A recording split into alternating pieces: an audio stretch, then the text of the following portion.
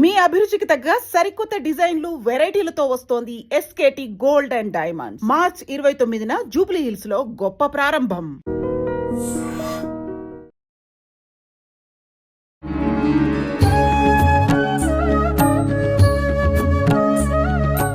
నమస్కారం, welcome to I dream. ధర్మ మార్గం విత్ విజిత కార్యక్రమానికి స్వాగతం. ప్రస్తుతం మనతో పాటు ఉన్నారు ప్రముఖ జ్యోతిష్య వాస్తు పండితులు, లలితా ఉపాసకులు శ్రీ శ్రీ శ్రీ నానాజీ పట్నాయక్ గారు. ఇప్పుడు వారితో మాట్లాడి మరిన్ని విషయాలు తెలుసుకుందాం. నమస్కారం అండి. శ్రీమాత్రే నమః. అయితే మనం ప్రతి ఒక్క భగవంతుడికి ఒక్కొక్క నామం అని, విశేషంగా ఒక్కొక్క మంత్రం అని అమ్మవారికే కానీ స్వామికే కానీ అనుకుంటూ ఉంటాయి. ముఖ్యంగా జై శ్రీరామ్ అనే ఒక మంత్రం యొక్క గొప్పతనం గురించి చాలా గొప్పగా చెప్తూ ఉంటారు. అంటే పంచాక్షరి అష్టాక్షరి మంత్రాల యొక్క కలయికే ఈ శ్రీరామ నామము అని చెప్పి అంటూ ఉంటారు. ఏంటి ఈ నామం యొక్క గొప్పతనం? మరి ఈ నామాన్ని మనం గనక అంటే ఉచ్చరించిన రామకోటి అని చెప్పి కూడా రాస్తూ ఉంటారు. రాసిన ఎలాంటి ఫలితం ఉంటుంది? తప్పకుండా. రామనామము, రామ అంటే అగ్ని బీజము, అమృత బీజము అంటారు. ఈ అగ్ని అమృత బీజాలు గనక మనలో నిత్యము ఒక మంత్ర రూపంలో గనక ఉంటే వాళ్ళకి దీర్ఘాయుష్యు ఉంటుంది అని చెప్తుంది శాస్త్రం. దీర్ఘాయుష్యు, రోగ నివారణ జరగడము. ఇప్పుడు చాలామంది, నేను ఒకసారి ఇట్లాగే ఒక ఇంటర్వ్యూ చూసా, అందులో ఆర్జీవి గారు అనుకుంటా, అంటే అనుకోకుండా ఆయన టాపిక్ వచ్చింది చెప్తున్నాను, ఆయన ఏదో కాంట్రవర్సీ చేయడం కాదు ఇక్కడ. అని ఏమన్నాడంటే, మా నాన్నమ్మ, వాళ్ళ నాన్నమ్మ అమ్మమ్మ శ్రీరామకోట రాసింది, ఆవిడ లాస్ట్ డేస్లో ఆవిడ హెల్త్ ఇష్యూ వచ్చి చనిపోయింది, ఏం లాభం అన్నట్టు పాప ఆయన యొక్క బాధను వ్యక్తపరుచుకున్నాడు. నాకు ఆ బాధ కనబడింది అందులో. అప్పుడు నాకు అర్థమైన విషయం ఏంటంటే, అంటే ఆయన బాధ ఒకవైపు అర్థమైంది, కానీ మనం కర్మ సిద్ధాంతంలో కనుక వెళ్తే మరి అంత బాగా రాసిన వ్యక్తి ఇలా ఎందుకయింది? రామనామం ఏం చేస్తుందంటే మీకు మోక్షాన్ని ఇస్తుంది. ఫస్ట్ ఓకే, మోక్షం ఇవ్వాలి అంటే ఇంకొక జన్మ అనేటువంటిది ఉండకూడదు, గుర్తుపెట్టుకోండి. ఇంకొక జన్మ ఉండట్లేదు అంటే నెక్స్ట్ రాబోయే జన్మల్ని కూడా నువ్వు ఇక్కడే అనుభవింపజేసేసి ఇక్కడ క్లోజ్ చేయాలి. ఓ, అంటే ఆవిడ పడ్డ బాధ నెక్స్ట్ జన్మలో పడాల్సింది ఉందేమో, ఇక్కడ పడింది అనుకోవచ్చు. ఇక్కడ అయిపోయింది, క్లోజ్ అయిపోయింది. ఓకే, అది మనకు తెలియక మనం ఏమనుకుంటామంటే చిచి ఏంటిది ఇలా జరిగింది అని మనం పాపం బాధపడతాం. అవునండి, ఆయన బాధ ఆయన పడ్డాడు. అయ్యో నాకు నానమ్మ మరి ఏమిటి, ఏం లాభం, అసలు దేవుడు నామం రాస్తే ఏం లాభం అని. కానీ ఒరిజినల్గా జరిగేది అదనమాట. పాపం ఆయనకి తెలియక ఆయన బాధపడ్డాడు ఆజీవి గారు. అయితే ఇక్కడ మనం అర్థం చేసుకోవాల్సింది, రామనామంలో రామ అనే నామాన్ని కనుక మీరు ఎప్పుడైతే ఉచ్చరిస్తున్నారో మీ చుట్టూ ఆంజనేయ స్వామి యొక్క శక్తి, రామలక్ష్మణుడి యొక్క శక్తి ఉంటుంది. పెద్ద ప్రమాదం జరగాలి, చిన్న దాంతో పోతుందండి మీ కర్మలో ఉన్నటువంటిది. ఎందుకంటే మనం ఒక మంత్రాన్ని సాధన చేస్తున్నాం అనుకోండి, రామ అనే మంత్రమే మనం సాధన చేస్తున్నాం. ఇవాళ రేపు జై శ్రీరామ్, జై శ్రీరామ్ అండి. శ్రీరామ్ అంటే ఏంటంటే సీతాదేవిని కలుపుతున్నాం. శ్రీ అంటే అమ్మవారు కదా, శ్రీరామ్ అంటే సీతాదేవితో సమేతంగా ఉండేటువంటి అమ్మవారు, రాముడు అని అర్థం అనమాట శ్రీరామ్ అంటే. ఓకే, అయితే ఎప్పుడైతే మనం ఒక నామాన్ని, ఒక మంత్రాన్ని మనం జపం చేస్తున్నామో ఆ యొక్క ఎనర్జీ మన ఆరా చుట్టూ ఉంటుందండి. అగ్ని అమృత బీజాలు ఎప్పుడైనా మన చుట్టూ ఉన్నప్పుడు ఏమవుతుందంటే, అగ్ని బీజం వల్లనేమో మనకి నెగటివ్ ఎనర్జీ రాదు, అమృత బీజం వల్ల మనం హ్యాపీగా ఉంటాం. ఓకే, అర్థమైందండి. అయితే ఈ నామము పంచాక్షరి నామం కంటే గొప్పదని, ఆ నామాన్ని రా అనగానే ఆ యొక్క శివుడు కూడా ఇలా చెవు పెట్టి వింటాడని, మా అంటారేమో అని అంత ఇష్టం అనే ఆ శివునికి కూడా రామనామం అంటే ఇష్టమని మనం వింటూ ఉంటాం. రా తర్వాత నామం కాకుండా రత్నం అంటే చిచి వీడికి రామాండం కూడా రాదా అని అనుకుంటారు, అంటుంటారు, వింటూ ఉంటారు కదా మీరు. కాబట్టి ఏంటంటే అంత గొప్పది ఒకటి. ఇంకొకటి ఏంటంటే మనకి శాస్త్రాల్లో కూడా ఉంది, ఎక్కడైనా రామాయణం కనుక పఠనం జరుగుతూ ఉంటే అక్కడ ఆంజనేయ స్వామి వచ్చి కళ్ళ నీళ్లు పెట్టుకొని వెళ్తుంటాడు అక్కడికి అంటుంటాం. అంటే ఎందుకు, ఏం రామనామానికి ఎందుకు రావాలి అక్కడ ఆయన అంటే, ఆంజనేయ స్వామి ఎవరు, ఆయన యొక్క వృత్తాంతం ఏంటి? రుద్రాంశ ఆంజనేయ స్వామి. రాముడి దగ్గరికే వచ్చేందుకు ఆయన సేవ చేశాడు, ఆయనకి ఒక బంటుగా ఎందుకున్నాడు అంటే, అతను గురువు ఉంటాడు చూసారా, రామచంద్ర మన ఆంజనేయ స్వామికి గురువు ఆదిత్యుడు, సూర్యభగవానుడు భూమికి అటు ఇటు కాలు పెట్టి సూర్యుడు ఎటు తిరిగితే అటు ఉండేలాగా ఆయన అన్ని సకల వేదాలన్నీ నేర్చుకున్నాడు. నేర్చుకున్న తర్వాత గురుదక్షిణ ఇస్తానంటాడు సూర్యభగవానుడికి. ఇస్తానంటే నాకే వద్దు, రామావతారం రాబోతుంది, రామావతారంలో రాముడికి వంటుగా ఉండు హనుమంతుడికి చెప్తాడు.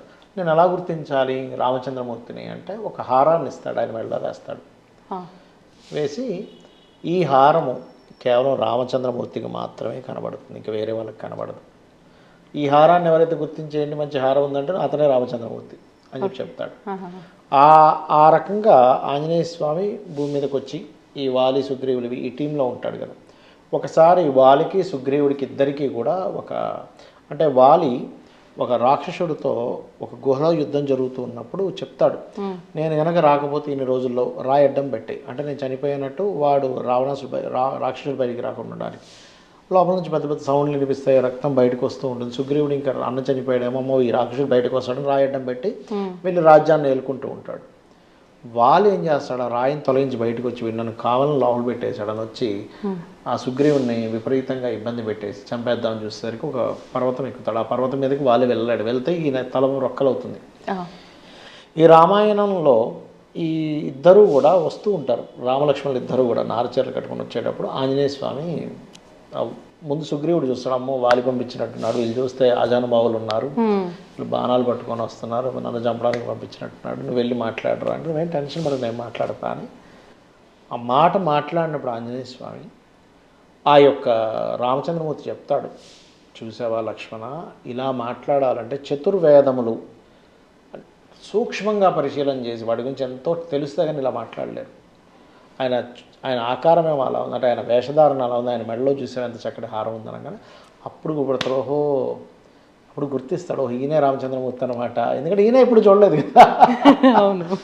అలా ఎందుకు ఆంజనేయ స్వామి రాముడు చుట్టూ ఉంటాడంటే ధర్మం ఎక్కడ ఉంటే ఆంజనేయ స్వామి అక్కడ ఉంటాడు. మీరు ధర్మంగా అంటే మీరంటే ఇన్సెన్స్ ఎవరైనా ధర్మంగా ఉన్నారనుకోండి, ఆంజనేయ స్వామి అక్కడే ఉంటాడు. ధర్మానికి ఆయన కట్టుబడి ఉంటాడు. ఎవడు రుద్రాంశ, రుద్రుడు అంటే ఎవడు శివుడు ధర్మానికి కట్టుబడి ఉంటాడు. ధర్మానికి మరొక పేరు రాముడు కాబట్టే ఆ రామ శబ్దము ధర్మో రక్షతి రక్షిత అంటాను చూసారా. ధర్మానికి మనో నామం, మనకు రూపం రామనామం.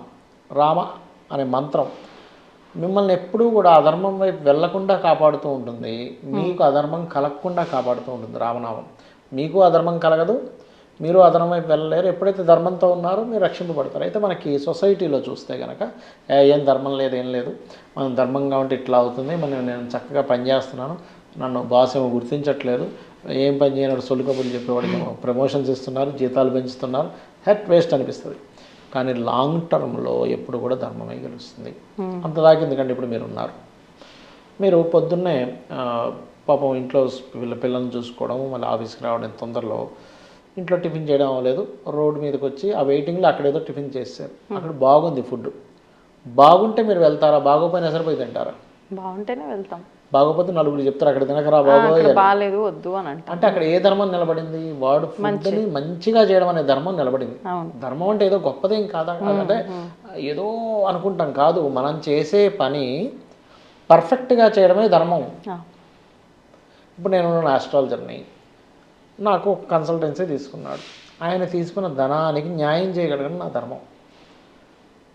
ఇంత ఫీజు కట్టాడు, దీనికి ఈయనకేం న్యాయం చేయగలం, ఈయనకేం జాగ్రత్త చెప్పగలం, ఈయన ఫ్యూచర్ ఏంటి, ఈయన పాస్ట్ ఏంటి, ఆయన సాటిస్ఫై, అమ్మయ్య నేను ఫలానా నానాజీ పట్నాయక్ గారికి ఈ ఫీజు కట్టాను కాబట్టి అమ్మాయి నాకు ఈ గైడెన్స్ దొరికింది.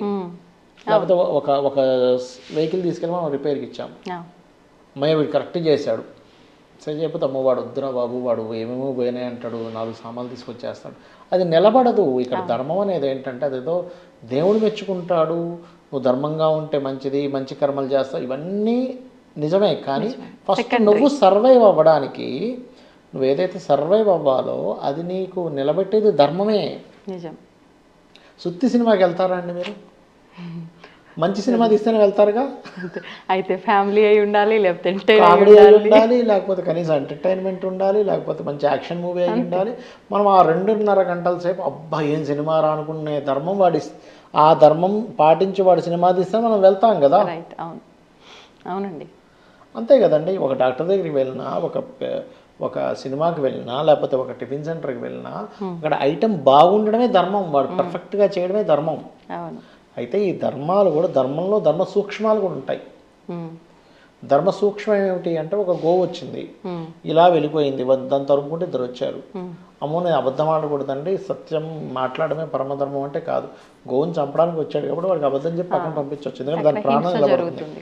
ధర్మాలు ఉంటాయి, ధర్మ సూక్ష్మాలు ఉంటాయి. నేను ధర్మ మార్గంలో నిలబెట్టేది ఆ రాముడి యొక్క శక్తిని, రామలక్ష్మణుడు ఇద్దరి శక్తిని ఇచ్చేది, ఆంజనేయ స్వయం యొక్క ఎనర్జీని ఇచ్చేది రామమంత్రము.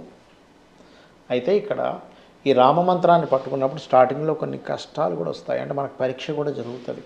ఆ పరీక్షల్ని కూడా మనం ఎప్పుడైతే తట్టుకొని ఉండగలుగుతామో మనకి ఇంకా వాళ్ళ ఫ్యామిలీ కాదు. ఇప్పుడు రామ నామంతో రాస్తారు రామకోటి, మనం ఏమనుకుంటాం ఏదో రాసేసింది ఆవిడ ముసలావిడ ఇంట్లో కూర్చొని ఏదో తీసుకెళ్ళి ఏదో కాలక్షేపం రాసిన తర్వాత నదిలో వేయాలా, నదిలో వేస్తారు, అక్కడ తీసుకెళ్ళి ఇస్తారు, రకరకాలు ఉన్నాయి అనుకుంటాం. కానీ అది రామకోటి రాయడం అనేటువంటిది వాళ్ళ 7 వంశాలను ధరిస్తుంది. అది మనం అనుకుంటాం ఏముందిలే అనుకుంటాం, కాదు, అది వైబ్రేషన్ వాళ్ళు రాస్తున్నారు కదా, ఆ వైబ్రేషన్ అక్షర రూపంలో తిరుగుతూ ఉంటుంది ఇంట్లో. అలాగా వాళ్ళ ఆలోచన విధానంలోని, వాళ్ళ జీన్స్లోని, వాళ్ళ యొక్క లైఫ్ స్పాన్స్లో అన్నిట్లో దాని ప్రభావం పడుతుంది.